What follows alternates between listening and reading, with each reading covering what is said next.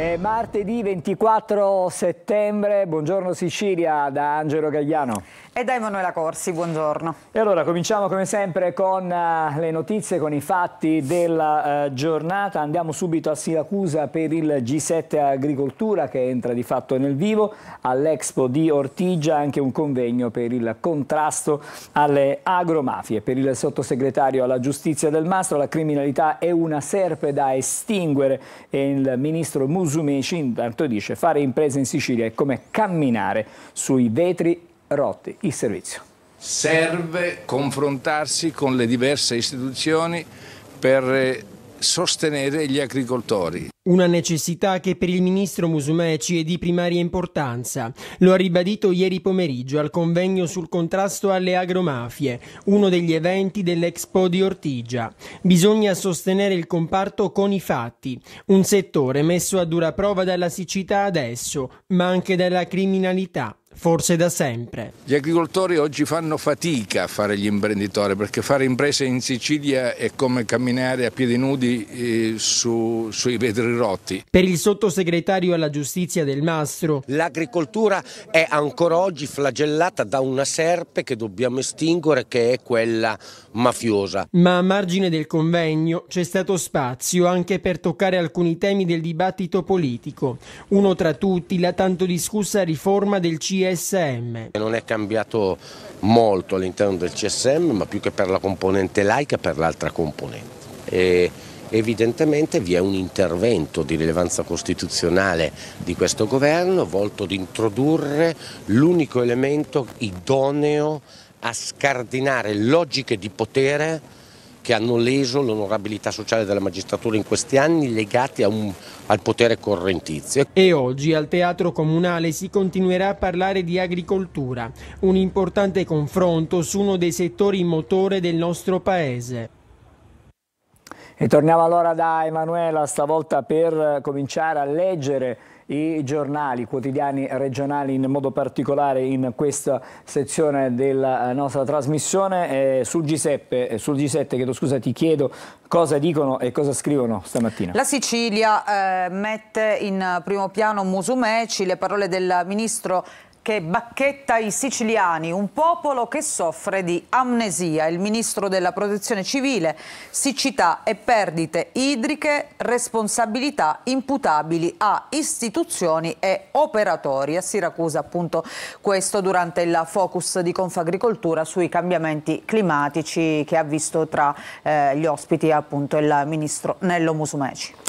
E adesso invece lasciamo il G7, torneremo a occuparcene chiaramente nel corso dei telegiornali della giornata. Adesso invece andiamo a Palermo perché proseguono le notti folli della mala movida, spaccio, rissa, aggressioni tra la Vucciria e anche Ballarò. Intanto restano gravi le condizioni del 21enne che è stato colpito con 8 fendenti per strada. La movida resta una zona franca. Sguardi di minaccia, la parola di troppo e subito si accende la scintilla che scatena la rissa. Il ring, ancora una volta, è quello della Vucciria a Palermo, ormai ex mercato storico e attuale punto centrale della movida del capoluogo siciliano. A fronteggiarsi due gruppi di ragazzi in via Panneri, la stradina che collega piazza Caracciolo a corso Vittorio Emanuele. Non sono ancora chiari i motivi della rissa, ma ad avere la peggio è stato un giovane di 21 anni, arrivato sabato notte al pronto soccorso dell'ospedale Villa Sofia con 8 coltellate al torace e all'addome. Una di queste, la più grave, gli ha bucato la membrana che protegge il cuore. Le sue condizioni sono critiche, ma da Villa Sofia ci comunicano che il 21enne non è in pericolo di vita. Sull'accoltellamento stanno indagando i carabinieri che hanno sentito gli amici e acquisito le immagini delle videocamere della zona di via Roma e corso Vittorio Emanuele. Risse come quella che vediamo in queste immagini. La contesa tra due gruppi di giovani scoppia in via Brunelleschi, pugni e calci e una ragazza che urla qualcuno sta male. Scene di una movida balata che sfocia anche nella poca sicurezza che regna in determinate zone della città, dove tutto per questi giovani diventa un pretesto per scatenare risse da Far West, movida che fa rima con violenza e con sangue.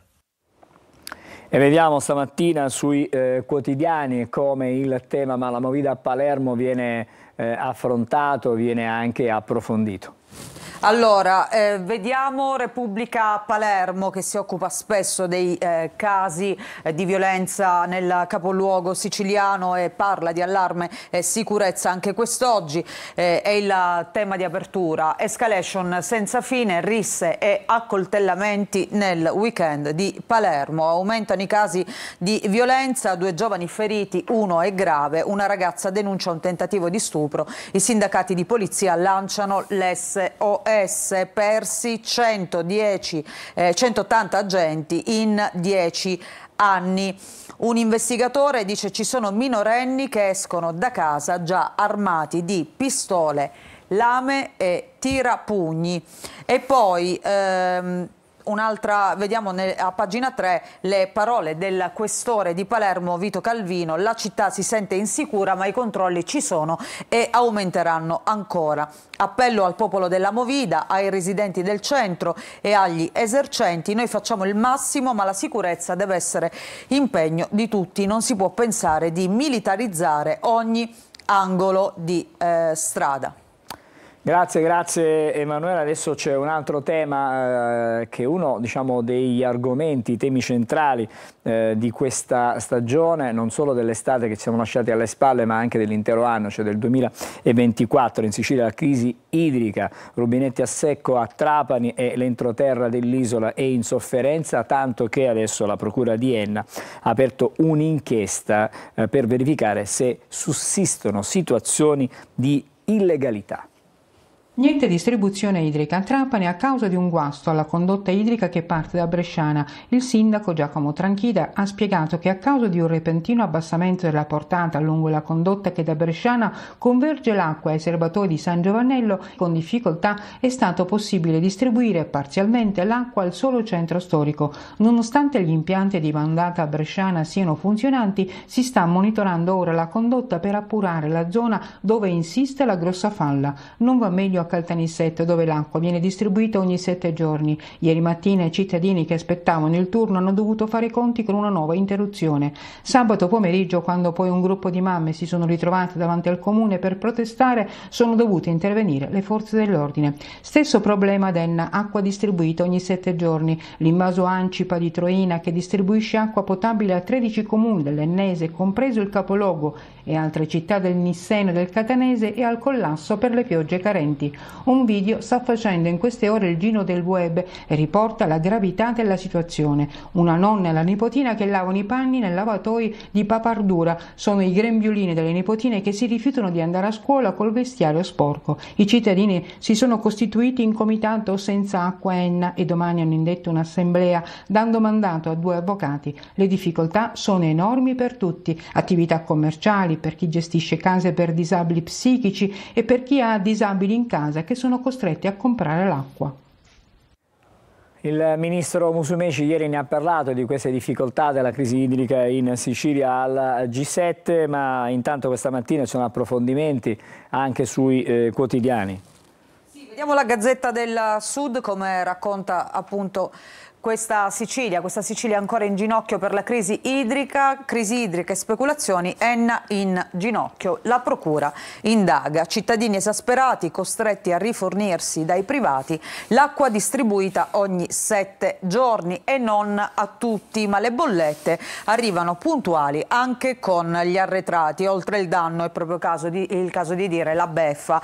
E poi dalla Sicilia in primo piano, pagina 2, la procura indaga sulle anomalie di una crisi idrica preventivabile. Nel 2023 il livello dell'Ancipa fu tenuto sotto la media, ora si cerca di capire perché. E poi appunto questa scena simbolo della nonna con la nipotina che lavano i panni in un lavatoio, come abbiamo visto anche nel nostro servizio. Il video è virale e poi la moglie di un disabile denuncia. Oggi c'è un'assemblea del comitato, la foto è tra le 2 pagine quindi non riusciamo a vederla integralmente. E poi il caso di Caltanissetta, restiamo sempre sulla Sicilia, innaffiata erba sintetica dello stadio, quindi in un momento in cui manca l'acqua, innaffiare l'erba sintetica sembra veramente un paradosso e i tifosi si infuriano per l'affronto. Se non fosse che la città appunto sta attraversando una delle peggiori crisi idriche degli ultimi decenni, probabilmente sarebbe passata come rutinaria domenica scorsa l'abbondante innaffiata del campo sportivo Tomaselli. Allora Emanuela, fra poco torno da te per tutte le altre notizie del giorno, ma intanto c'è da vedere ancora un servizio, il ciclo mestruale da tabù a rivoluzione culturale. Dopo il modello spagnolo, anche il convitto Cutelli di Catania introduce il congedo mestruale per le studentesse, 2 giorni di riposo giustificato al mese per chi soffre di fastidi proprio legati al ciclo. Fino a 2 giorni a casa per le studentesse nel periodo mestruale. Dopo il modello spagnolo, lanciato nel 2022 anche il convitto Cutelli di Catania, come primo convitto in Italia. Festeggia questa conquista tutta rosa. Le studentesse potranno usufruire di 2 giorni di permesso al mese, escludendoli dalle assenze previa certificazione. È fastidioso innanzitutto studiare col ciclo. Stare in classe non riesco ad ascoltare. I dolori sono troppo forti. E poi proprio io non posso prendere i medicinali, perciò è ancora peggio. Questi 2 giorni giustificati secondo me è del tutto giusta, perché per esempio io sono anche una persona che durante il ciclo mestruale a volte sviene, quindi sviene, vomita, e quindi diciamo che vorrei anche essere giustificata in quei pochi giorni della settimana per le mie condizioni di salute. Penso che i primi 2 giorni per tutte le ragazze, indifferentemente se hanno un ciclo abbondante, forte o meno, bisogna stare 1 o 2 giorni a casa, pure per i dolori, perché i primi giorni sono sempre i più pesanti. Da tabù a rivoluzione culturale. Parlare di mestruazioni vuol dire parlare di diritti. Sono infinite le espressioni indicate dalle donne per non dire mestruazioni. Devo andare in bagno, sono indisposta. Ho le mie cose. Mi è venuto il signore rosso. Non esiste una protezione legale per le studentesse, che si trovano fisicamente impossibilitate a svolgere le loro solite attività quotidiane durante il ciclo mestruale. Mi faccio forza perché so che lo devo fare, però è pesante. Con il riconoscimento di questo diritto viene impedita la discriminazione delle studentesse. Adesso torniamo di nuovo da Emanuela Corsi per le altre notizie regionali, per la rassegna stampa proprio della nostra Sicilia. Sì, vediamo adesso le prime pagine, Angelo, e allora partiamo da Repubblica Palermo, che appunto, come abbiamo visto prima, apre con i casi di violenza in città e allarme sulla sicurezza. Nel weekend appunto ancora risse e accoltellamenti, grave un giovane. Ma non è solo questo il tema principale, si parla anche di sanità. A pagina 4, pazienti in fuga, record di spesa per i viaggi della Speranza. E ancora vediamo nel deserto, c'è questo reportage oggi, lo vediamo in questa fotonotizia nel taglio centrale, nella Sicilia che si spopola nel deserto di Leonforte. Siamo nell'Ennese, i giovani che scommettono su una cartiera. 100 nascite, questa è la proporzione a Leonforte, e 150 morti l'anno nel paese dell'Ennese, quindi c'è una forte sproporzione chiaramente. Poi vediamo rimborsi per i voli. La regione non ha più soldi. Ti ricorderai i rimborsi dei biglietti, insomma, che i voucher che erano stati voluti fortemente dal presidente Schifani proprio per contrastare il caro voli, però a quanto pare non c'è più questo budget per poter coprire le spese. E poi l'aereo che accumula ritardi. Non so se tu hai visto questa foto, che è stata abbastanza singolare. La Juve Under 23 che pernotta a Birgi. La Juve l'abbiamo fatta vedere ieri nel corso dei nostri telegiornali. Che ha giocato contro il Trapani. L'aereo non è partito e quindi la squadra si è accomodata, come si suol dire, lì in aeroporto, e ha passato la notte lì. Andiamo a vedere questo flop della sanità siciliana di cui parla appunto Repubblica Palermo. Pazienti in fuga, i viaggi della Speranza che ci costano 289 milioni. E qui vediamo anche i numeri, come è cambiata, come la situazione è andata a peggiorare dal 2019 sino al 2023. In Sicilia cresce più che in altre regioni del sud il numero di cittadini che appunto scelgono di emigrare per farsi curare. Poi c'è questa intervista a Gaspare Monaco, dice: io primario a Milano non tornerei nell'isola perché ci sarebbero troppe ingerenze politiche proprio nella sanità, servono investimenti nelle strutture d'eccellenza e le università devono recuperare il gap con il nord. Queste le parole di un medico che ha scelto appunto di andare a lavorare al nord Italia. E poi il caso dei trasporti aerei, caro voli, stop ai rimborsi, la regione non ha più soldi. Schifani dice: rimedieremo. I ristori fermi al 31 maggio, l'annuncio sul sito dell'assessorato, l'allarme del Codacons e il governatore inseriti in manovra altri 6 milioni. E poi vediamo lo spopolamento di questo paese, Leonforte nell'Ennese, nel deserto di Leonforte la scommessa della cartiera. Oggi Repubblica Palermo racconta questa storia, ci sono 100 nascite, 150 morti all'anno, dicevamo, l'illusione città-mercato e la sfida di 2 emigranti di ritorno. Andiamo adesso a vedere un'altra prima pagina e quindi andiamo alla Sicilia di oggi. Anche qui vediamo il bonus voli, rimborsi fermi, Schifani pronti appunto 6 milioni, questa è l'iniziativa della regione. E poi c'è un'altra notizia che vediamo nel taglio alto. Oggi parte il processo per lo stupro di gruppo che è avvenuto alla Villa Bellini lo scorso gennaio. Siamo a Catania, oggi alla sbarra gli stupratori, ma la villa continua ad essere ancora poco sicura.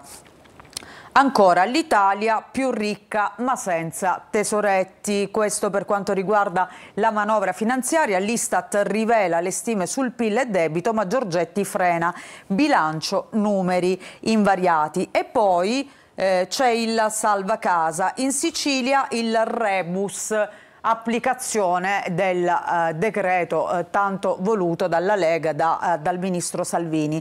L'ARS prende tempo.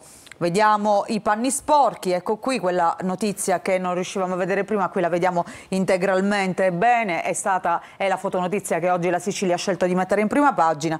Enna senza acqua, nonna e nipote al lavatoio, la procura apre un fascicolo, crisi idrica preventivabile, la rabbia dei cittadini. Sembra di raccontare la Sicilia di altri tempi e invece siamo nel 2024. Il caso di Caltanissetta, appunto, dell'erba sintetica che viene annaffiata in una città che fa i conti con la siccità, è appunto in prima pagina. E sempre a proposito di siccità anche le parole di Musumeci che bacchetta i siciliani. E poi il focus a Siracusa, dove è in corso, come dicevamo, l'Expo in attesa del G7 contro le agromafie, guerra a tutto campo, parla del Mastro che dice pene più severe e ingressi regolari. Andiamo a vedere la prima pagina di Catania, sempre della Sicilia di oggi, lo stupro alla Villa Bellini e l'apertura via al processo. Oggi la prima udienza sul grave episodio di violenza che sconvolse la città. In 4 alla sbarra il Giardino Bellini. Sembra essere maggiormente presidiato, ma non tutte le telecamere sono ancora funzionanti. Poi per la cronaca, l'assalto con le mazze per portare via la cassaforte. Comando in azione in un distributore di carburante di ACI Sant'Antonio Bottino da 5.000 euro. E ancora vediamo altre notizie. A Catania 4 lavoratori in nero e 28 kg di cibi non tracciati, multe in 2 ristoranti. A Giarre, sempre nel catanese, allagamenti a 3 punti e Torre Archirafi, siamo nel borgo marinaro di Riposto, necessario ripulire gli alvei dei torrenti che sono evidentemente pieni di rifiuti e di sterpaglie. Andiamo a vedere sempre all'interno della Sicilia per quanto riguarda la provincia di Catania, servono fondi per le telecamere, questa è la richiesta, l'appello, e i bagni del Giardino restano chiusi. Proprio in questi bagni si è consumata, ricordiamo, questa violenza sessuale ai danni di una ragazzina lo scorso gennaio. Dei 14 occhi elettronici ne funzionano 12, ma non sono sufficienti. Sui servizi igienici c'è un problema di accessibilità. Questa era la Sicilia. Andiamo a vedere il Giornale di Sicilia che invece apre come Repubblica con le notti violente di Palermo, risse, aggressioni, spaccio abusivi dalla Vucciria a Ballarola, Movida rimane zona franca, un intervento chirurgico salva la vita al 21enne raggiunto da 8 coltellate. L'allarme del sindacato dei poliziotti, come abbiamo visto, oltre 180 agenti in meno rispetto a 10 anni fa. Al Borgovecchio esplode la protesta dei residenti.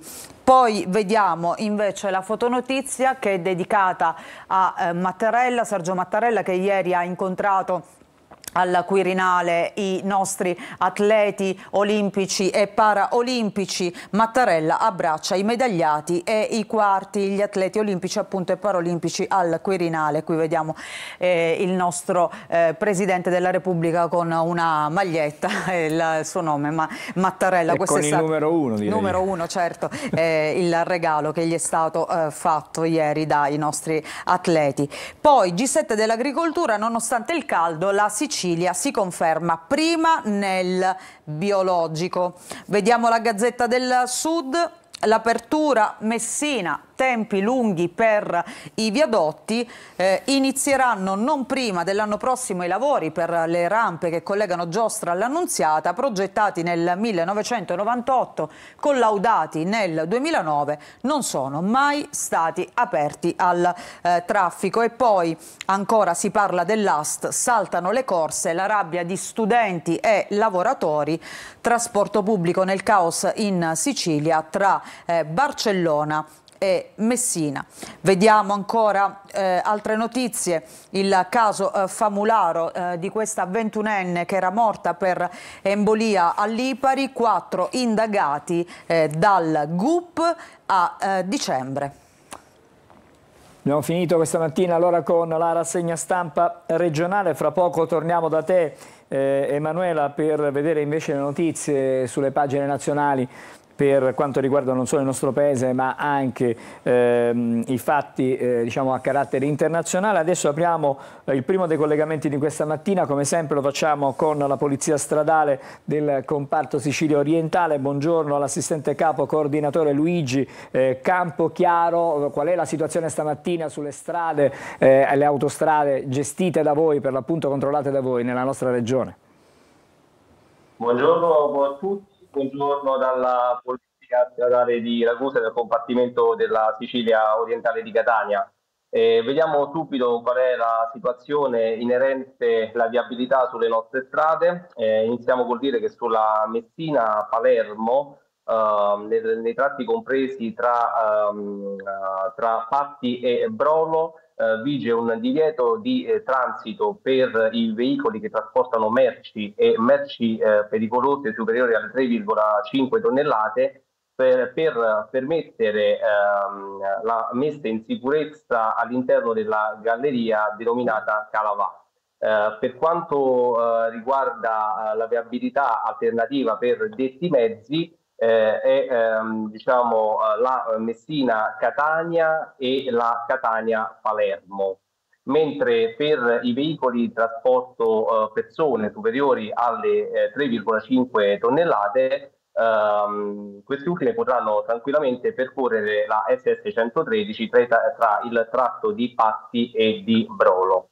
Per quanto riguarda invece la tangenziale di Catania, ci sono dei rallentamenti tra paesi Etnei e San Giorgio in direzione sud di Siracusa e rimane chiuso lo svincolo di San Giorgio. Per quanto riguarda invece la Catania-Palermo, rimane chiuso ancora lo svincolo di Enna in direzione di Palermo, sia in uscita che in entrata.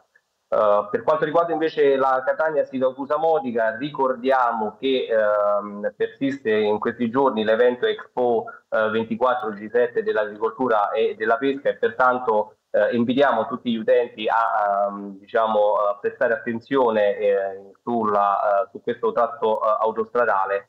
Invece, per quanto riguarda le strade statali, dobbiamo ricordare che sulla Paternò-Randazzo è stato istituito un senso unico alternato gestito da impianto semaforico tra il chilometro 25 più 550 e il chilometro 26 140, entrambe i sensi di marcia.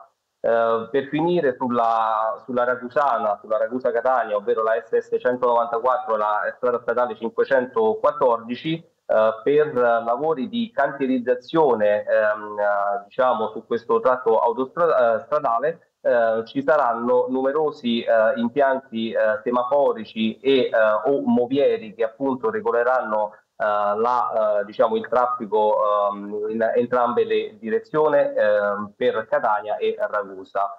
Volevo ricordare a tutti gli utenti della strada di utilizzare sempre la corsia più libera alla propria destra su carreggiate con almeno 2 corsie per senso di marcia, e di occupare la corsia di sorpasso soltanto ed esclusivamente per il tempo strettamente necessario a detta manovra. Vorrei concludere ricordando a tutti che la sicurezza stradale parte dal rispetto delle regole del codice della strada e dalla nostra prudenza. Con questo vi saluto, vi auguro una buona giornata, buona strada a tutti. Grazie, torneremo a collegarci con la Polizia Stradale domani mattina al solito orario. Intanto noi facciamo una breve sosta prima di riprendere la lettura dei quotidiani, che stavolta saranno quelli nazionali.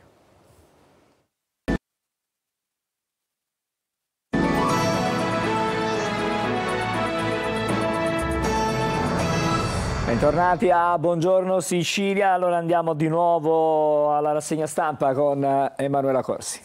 Sì, in primo piano c'è la guerra in Medio Oriente. Partiamo dalla Nazione oggi, da questo titolo di apertura.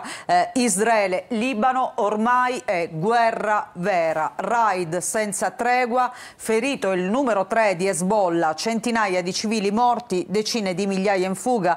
Netanyahu ai libanesi: scappate. Il portavoce UNIFIL: si rischiano conseguenze devastanti. E poi c'è il giallo sulla sorte del capo di Hamas Sinwar. Meloni all'ONU dice: nelle crisi bisogna schierarsi.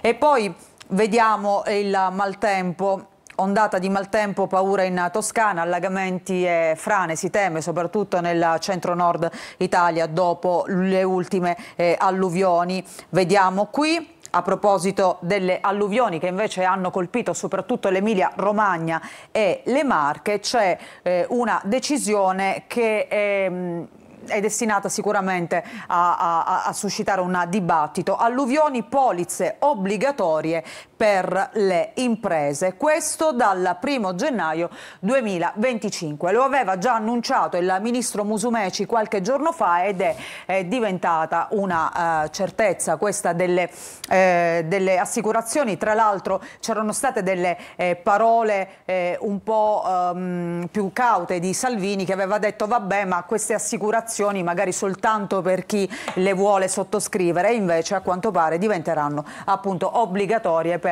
cercare di contrastare poi quello che abbiamo visto è accaduto nel caso dell'Emilia Romagna 2 volte a distanza di 12 mesi.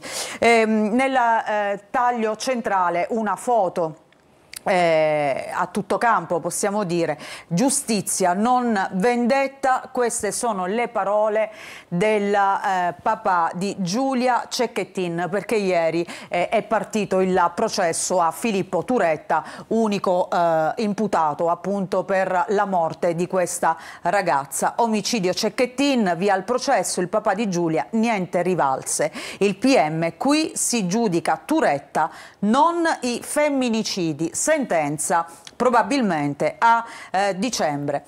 Andiamo a vedere il Corriere della Sera. Il Libano sotto un diluvio di bombe. Questa è l'apertura, nuovi raid anche a Beirut, nel mirino il numero 3 di Hezbollah, quasi 500 morti, 35 sono bambini. L'attacco più duro dal 2006, colpiti 1300 obiettivi. Netanyahu che dice alla popolazione libanese: lasciate le zone pericolose. E poi chiaramente questo nuovo fronte della guerra in Medio Oriente che si è aperto ormai da giorni tra i civili in fuga che dicono qui esplode tutto.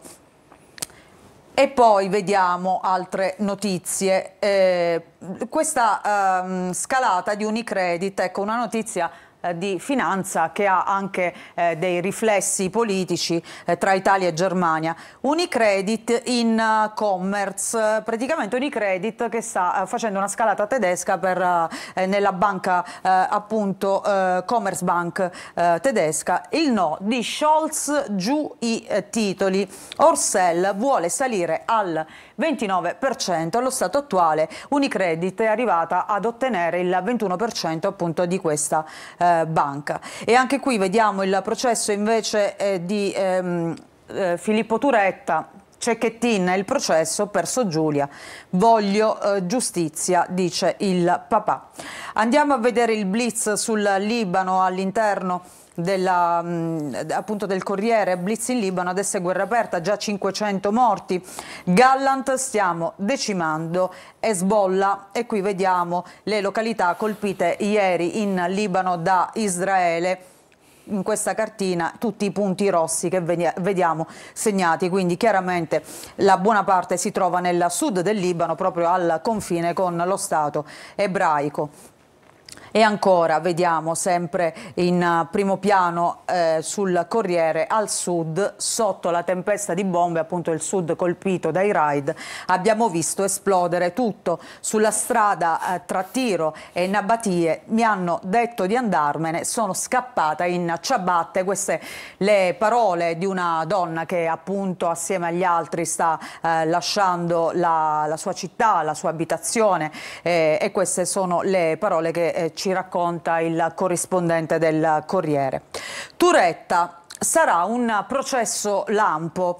Alla prima udienza non si presenta, una scelta voluta dall'avvocato proprio di Filippo Turetta per evitare il clamore mediatico naturalmente che c'è attorno a questa tragica storia. Omicidio Cecchettin, non verranno sentiti testimoni, chiesti 2 miliardi di risarcimento. Come abbiamo visto sarà un processo lampo perché proprio a fine anno potrebbe arrivare già la sentenza. E poi ci sono anche altri casi di cronaca. Oggi c'è tanta cronaca. Intanto si torna a parlare della morte di Antonia Lopez, questa ragazza che si trovava in una discoteca di Molfetta, è stata colpita con dei colpi da arma da fuoco. In cella il killer di Antonia: sono stata io a sparare. Il PM dice uccisa per errore. Il 21enne e lo scontro con i clan, non era lei appunto l'obiettivo. E qui vediamo l'arrestato che si faceva chiamare Tupac, in realtà si chiama Michele Lavopa, il 21enne fermato appunto per l'omicidio di Antonia Lopez. Il riferimento è a Tupac, il rapper americano ucciso a colpi di pistola a Las Vegas nel 1996 a 25 anni. Quindi, come avevano ipotizzato gli inquirenti fin dal primo momento, ci troviamo di fronte ad una guerra tra clan, soprattutto tra le giovani leve, gli eredi appunto dei capomafia. Vediamo un'altra storia di cronaca che è singolare perché quest'uomo ha confessato l'omicidio in diretta TV alle telecamere di Pomeriggio 5, mentre l'inviato si trovava lì insomma ad indagare su questa storia. Una donna che è morta a Modena e sentiva il figlio ai microfoni. Alla fine il figlio ha confessato l'omicidio della madre proprio mentre veniva sentito durante questa diretta. Quindi ho strangolato mia madre, queste le sue parole. Modena ai microfoni di Pomeriggio 5, Mirta Merlina, racconto crudo ma andava trasmesso. Queste le parole della conduttrice appunto dello show di Canale 5. Andiamo a vedere Repubblica, anche qui l'apertura è dedicata alla situazione in Libano, pioggia di fuoco, intensi bombardamenti al sud e sulla Valle della Beca, colpiti 1300 obiettivi, raid sulla capitale nel mirino di Ali Karaki, migliaia di sfollati in fuga, le autorità di Beirut parlano di oltre 490 morti, Netanyahu preveniamo le minacce contro di noi. E poi il reportage in America, in Michigan, tra i dimenticati di Highland Park, la strada principale questa di Highland Park, una delle cittadine più povere degli Stati Uniti, reportage che oggi racconta Repubblica.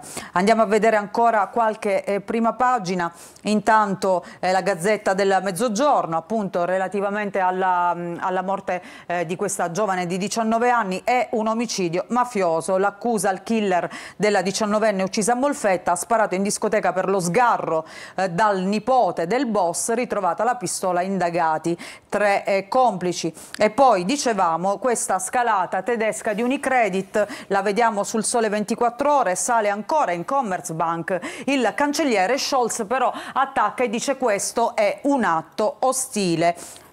Questo tema lo vediamo anche sul Messaggero, Unicredit, gelo, Roma, Berlino, Orsell non si ferma, sale al 21% in Commerzbank e chiede l'ok della BCE per arrivare addirittura al 30%. Dura la reazione tedesca, atto ostile, la replica del nostro ministro Tajani che dice in Unione Europea c'è il libero mercato. E poi ancora vediamo sul Giornale, anche qui nel taglio alto, Berlino alza un muro contro Unicredit, in Europa inizia la guerra delle banche, la Germania boicotta l'acquisto della quota di Commerzbank.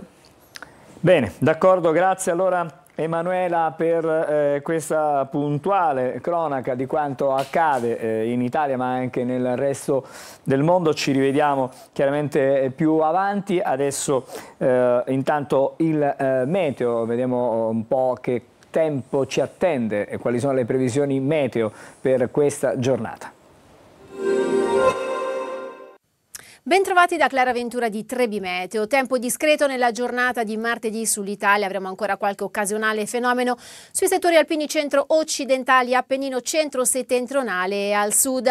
Sulla Sicilia dunque torneranno ampi rastrenamenti del cielo, una giornata nel complesso stabile e soleggiata. Sarà solo possibile qualche nuvola in più nel corso del pomeriggio sul Messinese con qualche locale goccia di pioggia. Attenzione anche ai venti che saranno davvero sostenuti sulle zone costiere, il tutto con clima estivo, punte fino ai 29-30 gradi. Per la giornata di mercoledì l'alta pressione dominerà la scena meteorologica, una giornata dunque con sole protagonista, solo qualche nuvola in più nella seconda parte della giornata, occasionalmente sul versante ionico. Temperature massime diurne che non subiranno particolari variazioni. Tutti i dettagli sull'app di Trebi Meteo.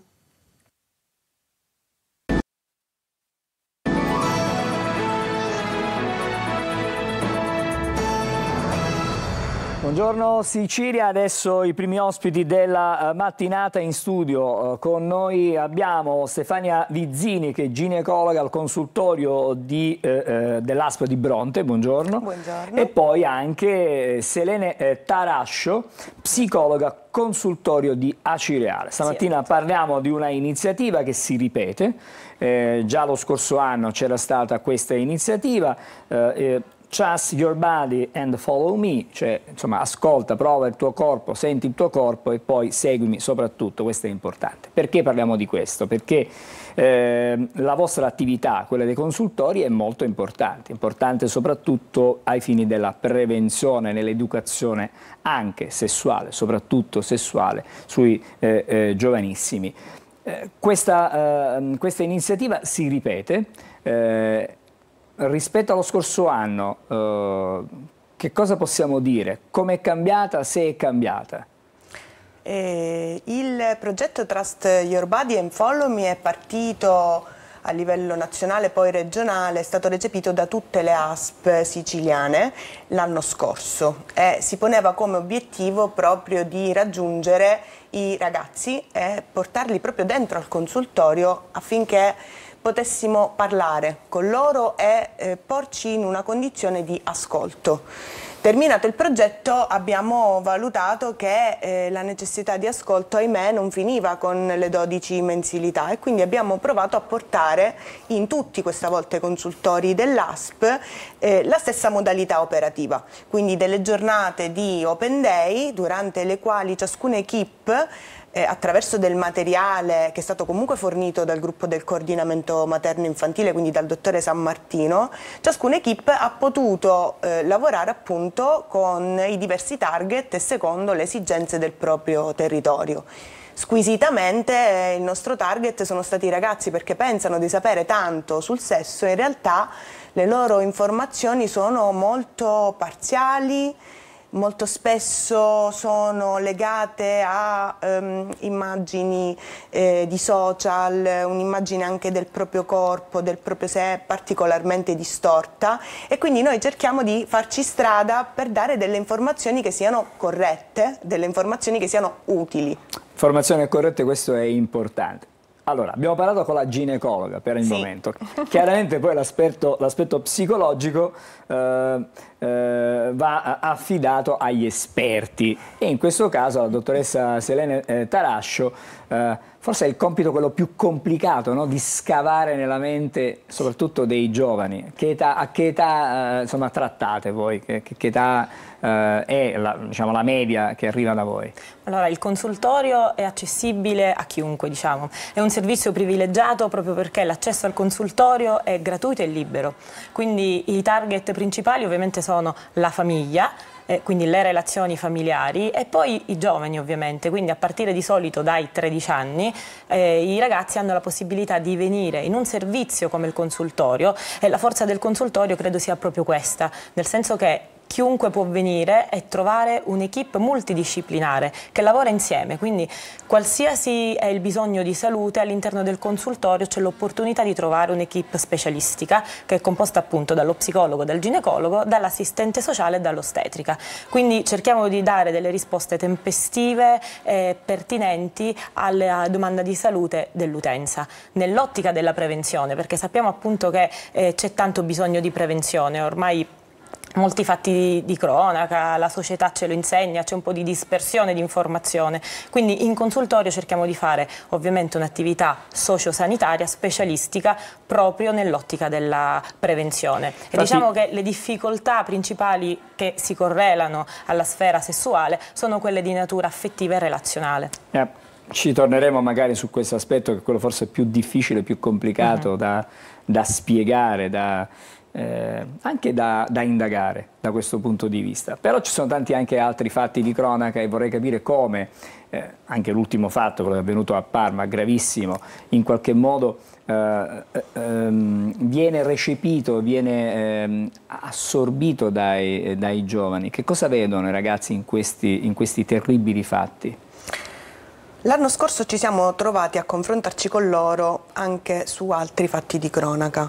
La mamma che aveva lasciato la bimba a casa lasciandola morire di fame, i ragazzi palermitani che in gruppo come delle bestie avevano insomma, violentato la ragazzina. Tante storie che ci ha sorpreso moltissimo la cosa. Loro riescono ad analizzare, a vedere con una certa distanza, cioè sono ragazzi che se tu li interroghi hanno a volte una maturità delle risposte che stupiscono. Quindi fin tanto che tu entri in queste classi, in genere noi andiamo proprio nelle scuole, no? E abbiamo questi ragazzi che sembrano tutti assenti, un po' trasognati, con questi telefoni in mano, ma quando tu parli loro con un linguaggio chiaro di temi che a loro interessano, i giovani rispondono, i giovani si informano. Certo, a volte non usano i mezzi informativi canonici perché non è lì che traggono le informazioni, però sanno cosa succede intorno a loro. Il punto è che non ne parlano con i genitori, non si confrontano con i genitori, né la scuola si sogna di magari fare delle chiacchierate su tematiche sociali quotidiane per andare un po' anche a scuoterli, per capire loro cosa pensano. Invece se qualcuno si ferma a parlare con loro, loro sono assolutamente recettivi e molto interessati. E questo è un aspetto diciamo importante, non dico nuovo, però forse inaspettato, fra virgolette. Anche per noi è stato inaspettato. Probabilmente. Sì, ma anche la risposta che abbiamo avuto dalle scuole è stata molto positiva, nel senso 2000 che sono stati i ragazzi che avete incontrato. Sì. E l'attività è stata svolta. Il bello di questo tipo di attività e il privilegio anche di lavorare in un consultorio è quello che ci possiamo muovere sia all'interno sia all'esterno della nostra struttura. Quindi entrare all'interno delle scuole o portare tanti ragazzi all'interno dei consultori è stata senz'altro una ricchezza. Soprattutto far conoscere a questi giovani che cos'è il consultorio. Ed è, a volte ci ha stupito il fatto che in minoranza conoscevano cosa fosse un consultorio. Quindi portare all'interno delle classi temi delicati, temi tabù fra virgolette oggi, come quello della sessualità, dell'affettività, della consapevolezza, dell'autodeterminazione, è stata veramente una cosa preziosa che abbiamo potuto fare, un'azione sanitaria quasi diciamo un privilegio che abbiamo avuto, quello di arrivare così vicini ai ragazzi, perché in realtà quello che si trovano a vivere oggi i ragazzi è tanta dispersione, non solo di informazioni, ma anche di relazioni. Ma c'è un disagio? C'è un disagio soprattutto, io credo, per quello che abbiamo potuto un po' indagare e conoscere durante questi anni, proprio che c'è un disagio magari delle relazioni familiari, una disgregazione, nel senso che a parte i tabù di alcuni temi, ma proprio forse anche il tempo di qualità che si passa all'interno della famiglia, forse è un po' cambiato rispetto a prima, un po' per l'assetto storico-sociale in cui ci troviamo. Si ha poco tempo e magari si trascurano determinati aspetti, può essere questa una delle cause? Sì, oppure si è un po' superficiali su alcuni temi perché si pensa che magari i ragazzi ne hanno accesso in un'altra maniera, che in parte è vero, però non sempre il tipo di informazione è quella corretta. E le famiglie allora come si pongono? Perché i ragazzi, abbiamo visto, hanno accolto bene questa vostra, diciamo, attività. Le famiglie? Vado io? Che qualcuno parli loro in maniera chiara, che si prenda in qualche modo anche un po' la responsabilità di affrontare questi temi, per i genitori sempre un po' fonte di imbarazzo, un po' spinosi. Certamente tutti contentissimi, gli insegnanti alla stregua dei genitori felicissimi e sollevati che noi arrivassimo in classe con parole che in genere ad alta voce loro non pronunciano, quindi sicuramente è stato una cosa utile. A me ha stupito quando io entravo nelle classi, ragazzi, cos'è il consultorio? Non ne hanno idea, non ne hanno sentito parlare mai. Vuol dire che i genitori chiaramente magari non vanno, non ne hanno necessità, ma questo vuol dire però che una ragazzina che si trova con un test di gravidanza positivo non lo sa che sono io la prima porta alla quale deve venire a bussare, che sono io che posso aiutarla a gestire meglio tutta una situazione particolarmente problematica. Non lo sa che c'è la collega che gratuitamente, in forma anonima, senza necessità di avere il genitore accanto, può fornire quel supporto emotivo che in famiglia a volte manca quando si ha paura di confrontarsi con il genitore su certe tematiche. Quindi dire: guardate che noi ci siamo, come stiamo parlando oggi, così chiaramente, limpidamente, potete venirci a raccontare tutto quello che effettivamente vi crea un disagio. Questo per loro è stato molto importante. Sì, volevo aggiungere anche che il lavoro con le famiglie, grazie appunto al Dipartimento Materno Infantile e il coordinamento territoriale diretto appunto dal dottore San Martino,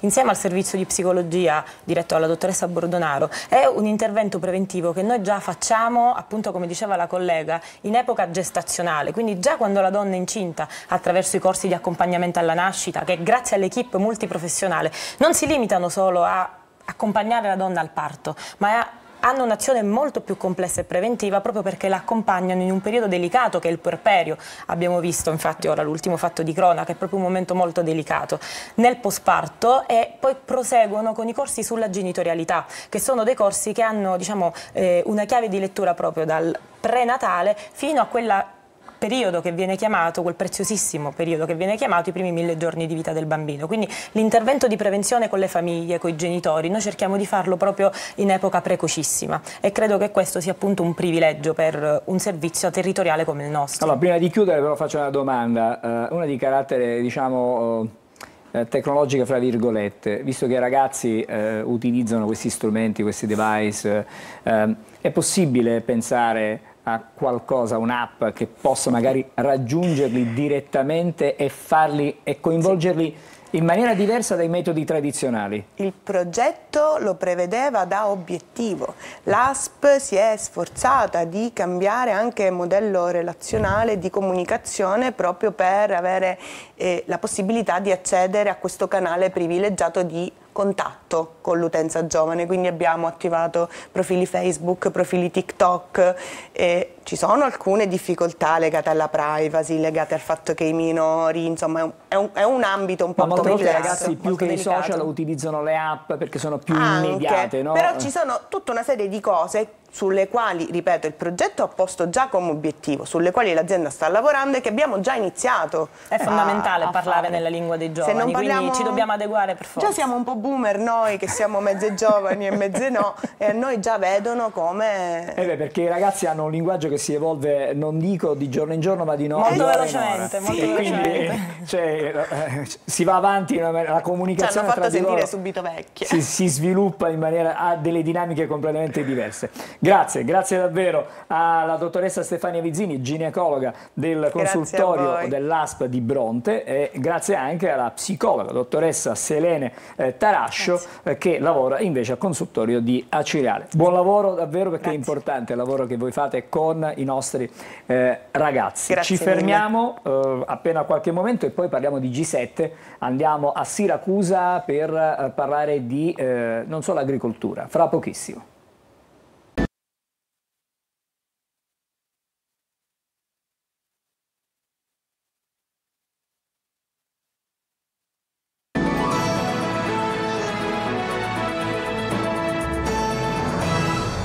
Rieccoci insieme, buongiorno Sicilia, adesso parliamo di G7 agricoltura e per farlo andiamo direttamente a Siracusa, andiamo ad Ortigia dove per noi c'è Francesco Aloi, con lui Calogero Fasulo che è il direttore di Coldiretti Siracusa. Buongiorno intanto Francesco. Ciao Angelo, buongiorno Sicilia. Noi siamo nel grande giardino verde di Ortigia.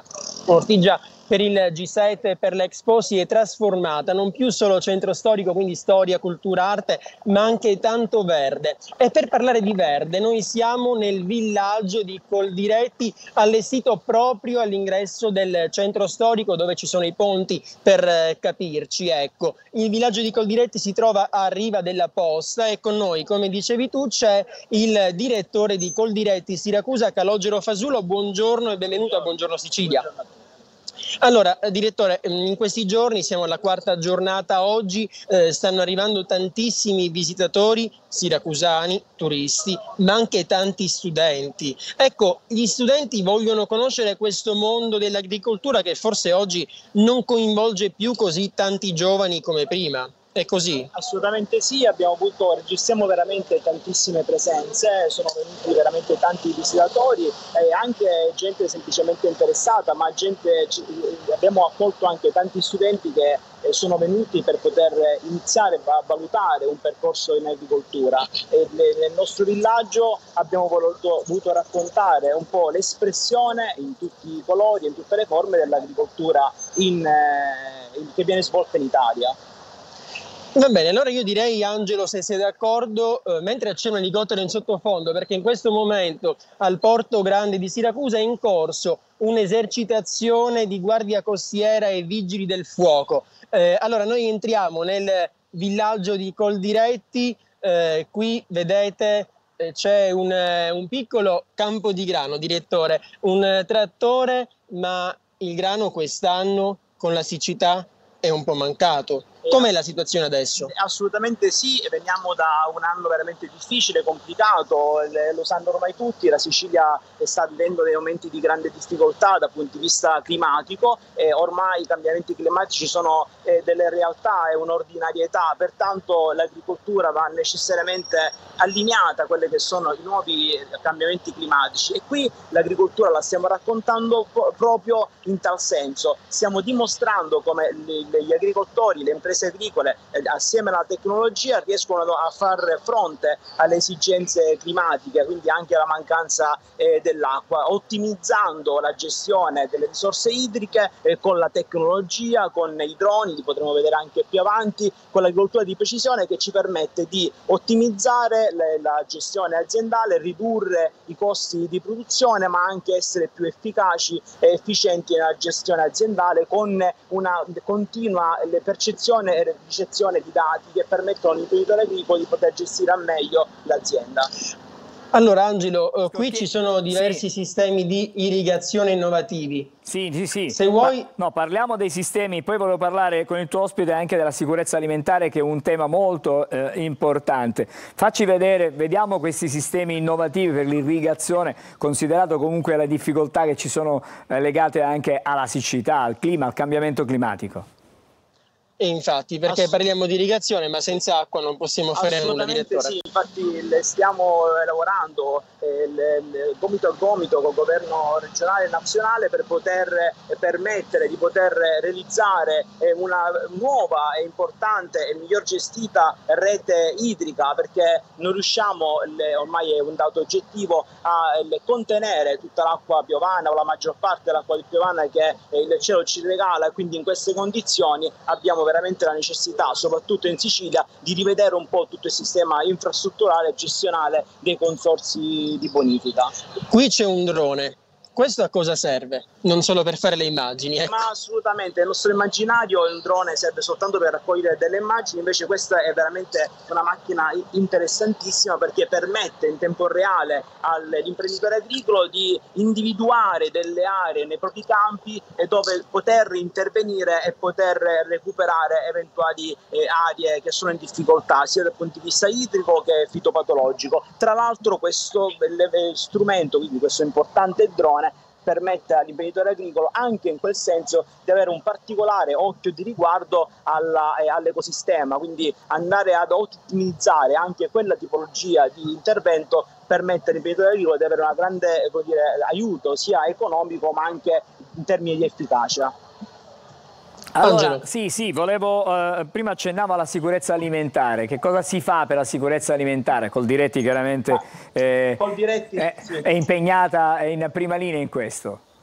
Assolutamente sì, Coldiretti lo ha sempre fatto, continua a farlo, è uno dei punti cardini dell'attività della nostra grande associazione di categoria, lo fa ovviamente raccontando al meglio quelli che sono i nostri prodotti, informando, comunicando al consumatore, cercando di rendere sempre più consapevole il consumatore sulle proprie scelte agroalimentari. Oggi la mamma Maria, la nostra classica mammina che va a fare la spesa al supermercato, oggi è una persona più attenta all'etichetta, più attenta all'origine, che è una delle battaglie più grandi che Coldiretti ha fatto e ha ottenuto per poter comunicare e informare al consumatore cosa sta mangiando e dove viene quel prodotto e come è stato realizzato. Si fa, a proposito di mangiare, Francesco, sì. Come si fa a tutelare il Made in Italy? In questo momento il nostro marchio molto spesso viene contraffatto, diciamo, ci sono molti prodotti fake, voi avete lavorato tanto in questo senso anche. Si tutela intervenendo su un principio importante, quello della reciprocità. In Italia arrivano veramente tantissimi prodotti agroalimentari, molto spesso raccontano un po' quello che noi invece è il prodotto agricolo italiano. Noi chiediamo in maniera importante il principio che venga applicato, il principio della reciprocità. Quindi tutto quello che viene importato in Italia deve necessariamente essere realizzato con le stesse regole che gli imprenditori agricoli che ben fanno realizzano nel territorio italiano, e pertanto se l'imprenditore agricolo italiano deve rispettare alcune regole, lo deve fare anche chi il prodotto lo importa in Italia. Francesco, Angelo, vai, ti faccio vedere. qui quest'area che è quella adibita allo street food, direttore. Adesso non c'è nessuno perché ancora gli stand sono chiusi, apriranno tra qualche minuto, però vi possiamo lasciare immaginare che qui tra poco, ora di pranzo soprattutto, sarà pienissimo, lo abbiamo anche raccontato un po' nei nostri telegiornali, la fila di persone di tutte le età che vogliono provare le prelibatezze della nostra terra a chilometro zero, direttore, perché qui è tutto a chilometro zero.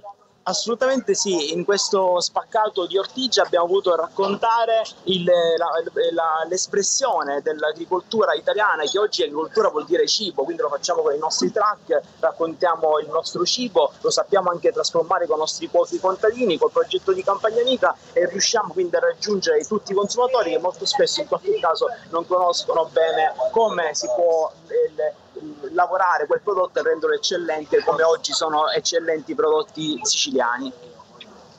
C'è un capitolo che Angelo, sì, un attimo volevo parlare, scusami Francesco, volevo capire anche la pesca è un'altra branca di Coldiretti. Assolutamente sì. Perché insomma assolutamente sì. Il mare ci dà tanto, ma questo mare va in ogni caso tutelato, anche lì c'è il problema della tutela. Assolutamente sì, in questo momento noi siamo in Piazza della Posta dove raccontiamo l'agroalimentare italiano, ma a pochi metri da qui abbiamo adibito una vera e grande area importante a tutta l'impresa pesca. Oggi le aziende agroittiche riescono a raccontare al meglio, come già fanno da tanti anni le aziende agricole, il prodotto ittico lo stiamo raccontando nelle varie serate, li stiamo abbinando dei vini d'eccellenza del territorio, stiamo raccontando, stiamo continuando a dare consapevolezza al consumatore che oggi cerca e vuole conoscere ciò che mangia, e ovviamente questo lo facciamo raccontando anche il valore che l'azienda ittica ha nella tutela della gestione anche del mare. Come fanno gli imprenditori agricoli, lo stanno facendo anche le aziende ittiche. Angelo, oggi c'è un'altra giornata di lavoro perché il G7, l'Expo, che fa da contorno ma che forse è diventato anche il cuore di questo grande evento che sta rianimando Siracusa in questo inizio autunno. Oggi ci saranno tanti eventi al Teatro Comunale, sempre a Ortigia naturalmente, eventi per parlare di agricoltura, ma in modo particolare del futuro di agricoltura, di quelle che sono le politiche che adotteranno e che dovranno adottare i governi italiano ma anche il Parlamento europeo, ecco, perché parlare di agricoltura oggi sì, va bene, parliamo di siccità, ma quello a cui tengono i lavoratori e chi lavora insomma nel comparto, nel settore, appunto è il futuro, cioè programmare per evitare che si possano verificare in futuro gli errori che si stanno vivendo oggi. Appunto uno tra tutti è la siccità, che poi di questo ne abbiamo parlato nei nostri telegiornali ampiamente. Quindi insomma qua a Ortigia si vive davvero molto bene questo G7, lo vivono i politici ma lo vivono anche i cittadini, i turisti. Ortigia è pienissima, stracolma di gente, perciò che possiamo dire, Angelo, venite tutti qua perché c'è anche della buona cucina, ecco. Grazie allora a Francesco Aloi, buon lavoro a te per la giornata, assieme a Luca Ciriberti ci racconterai anche quest'altra giornata intanto dell'Expo, poi cominceremo a parlare anche da domani del G7 con le riunioni ministeriali. Grazie a te, grazie alla direttore Coldiretti di Siracusa, Calogero Fasulo, e noi torniamo in studio ma per pochissimo, perché adesso guardiamo le pillole di Almanacco e poi andremo a guardare le stelle con Marco Amato. Il 24 settembre è la giornata mondiale dei fiumi. Ricorrenza istituita nel 2005 volta alla sensibilizzazione dell'opinione pubblica su temi quali la gestione dei corsi d'acqua in tutto il mondo. Solo il 40% delle acque è in buono stato ecologico, mentre il restante 60% è chimicamente inquinato da sversamenti illeciti di pesticidi, antibiotici, microplastiche e sostanze varie.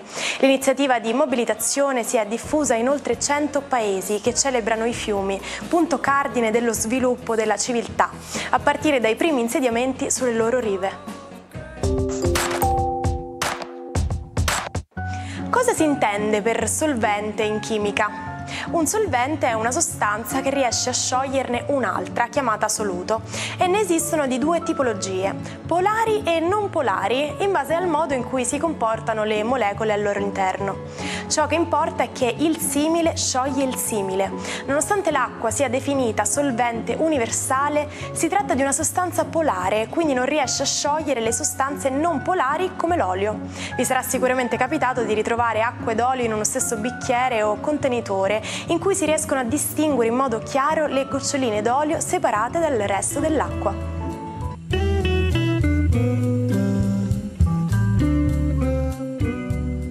Molto bene, grazie. Allora adesso Marco Amato con le stelle, buon caffè, tazzina con Buongiorno. una bella tartarughina, se non sbaglio. Esatto, Buongiorno, Angelo, buongiorno. buongiorno e buongiorno Sicilia. Tartaruga, perché sono sensibilissimo alla schiusa delle tartarughe. Sono lì in Caltese e i miei compagni di scuola mi hanno regalato questa tazza proprio per ricordare un evento di quest'estate particolarmente bello. Andiamo a noi con le stelle. Allora, oggi vi narro un po' di un ariete che rinasce ancora una volta, come un po' è tipico dei segni di fuoco. L'ariete in questione è Cesare Cremonini, che annuncia per il 2025 un suo splendido e meraviglioso tour che toccherà tante città, per esempio lo Stadio Maradona di Napoli, il San Nicola di Bari, ma udite udite sarà anche in Sicilia e quindi ci delizierà con la sua musica e le sue canzoni. Ex cantante dei Luna Pop, rimango molto legato al suo primo LP che fu eponimo peraltro, Luna Pop, e con tutta una serie di suoi pezzi veramente molto gradevoli e musicali. L'evoluzione musicale del personaggio è stata assolutamente percettibile e molto piena. La mia preferita, Marmellata 25. Ariete, perché siamo in equinozio, ora siamo in equinozio d'autunno. Ariete è equinozio di primavera. L'Ariete, come tutti i segni equinoziali, porta con sé l'incarnazione della stagione stessa, quindi un Ariete è sempre una rinascita, una propositività. Niente può fermare un Ariete che decide di ripartire. Mentre invece, dando uno sguardo al cielo attuale, il Sole si porta in bilancia, quindi siamo in autunno. E quindi il bisogno dei segni d'aria di esprimere un po' meglio la loro natura rimane forte ed evidente, come Gemelli, Bilancia e Acquario. Mentre invece i segni di fuoco con la luna di oggi sono abbastanza avvantaggiati, in particolare l'Ariete e il Sagittario, un po' meno il Leone, che assieme all'Acquario oggi è un pochino appesantito da tutta una serie di movimenti di Mercurio e di Luna che non sono tanto gradevoli, hanno molte cose da fare e molte cose da sbrigare e ci riusciranno, anche se non sembrano impazzire per queste incombenze che dovranno affrontare.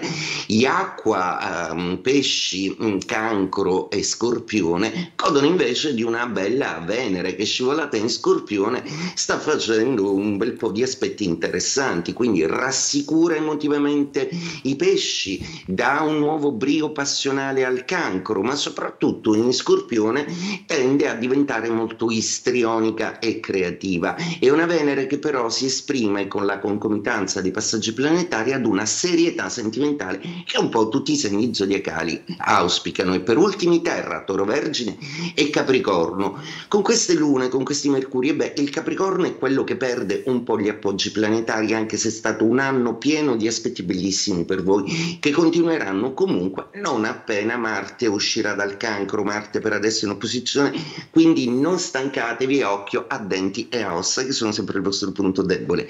Toro, prende maggiore ordine economico, lavorativo e affettivo, perché si è calmato un po', l'erbavoglio cresce solo nel giardino del re, cari Toro, quindi un desiderio alla volta, prego.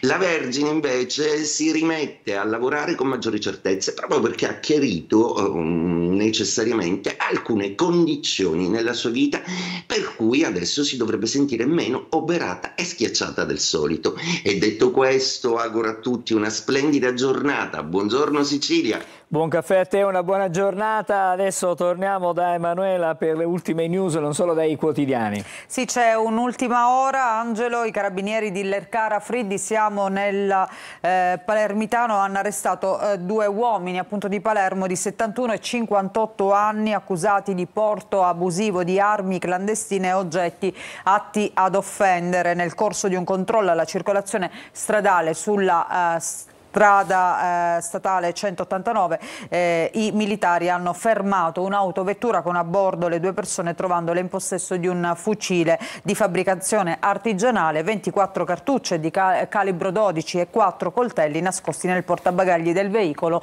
sotto delle cassette di frutta. Il fucile è stato inviato al laboratorio di balistica per valutarne la potenza e l'effettiva idoneità al tiro. Il GIP di Termini Imerese ha convalidato appunto gli arresti di questi due palermitani, ma se vuoi ti do anche qualche chicca ancora dai giornali di oggi. Intanto ti faccio vedere la prima pagina di Libero, dove c'è Amadeus, al quale hanno dedicato questa foto e scrivono: il grande fiasco, Amadeus è un pacco. La risposta alle polemiche del PD sulla Rai, depauperata, la danno gli spettatori. Il nuovo programma del conduttore su Discovery fa flop, che poi è un programma sulla falsariga di quello che conduceva appunto in Rai. Anche nello spot lui... I soliti ignoti, no? Esatto, i soliti ignoti, lui precisava: è lo stesso programma, cambia soltanto il nome, però a quanto pare è cambiato qualcos'altro, cioè gli ascolti che in Rai erano veramente ai massimi livelli, mentre purtroppo ancora su Discovery diciamo che deve ingranare. E poi si torna a parlare sul Corriere della Sera, ma non solo, qua siamo sul Corriere, del caso Boccia.